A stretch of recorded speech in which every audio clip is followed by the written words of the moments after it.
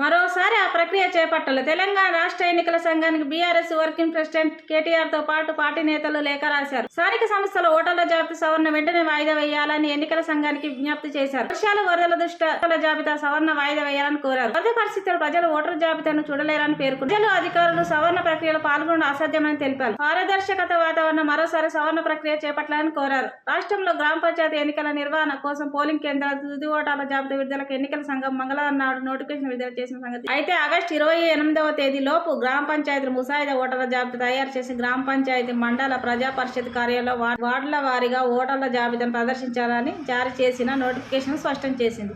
ఇంకా మరునాడు అంటే ఆగస్టు 29వ తేదీన ఎంపీడీఓల ద్వారా మండల స్థాయిలో వివిధ రాజకీయ పార్టీల ప్రతినిధులతో సమావేశం నిర్వహించనున్నారు. ఆగస్టు 30వ తేదీన ఓటర్ల జాబితాపై అభ్యంతరం స్వీకరిస్తామని ఎన్నికల సంఘం వెల్లడించింది. అలాగే ఆగస్టు 31వ తేదీన జిల్లా పంచాయతీ అధికారి గ్రామ పంచాయతీల వార్డుల వారీగా ఫోటో ఓటర్ల జాబితాను ప్రచురిస్తామని ఎన్నికల సంఘం తెలిపింది.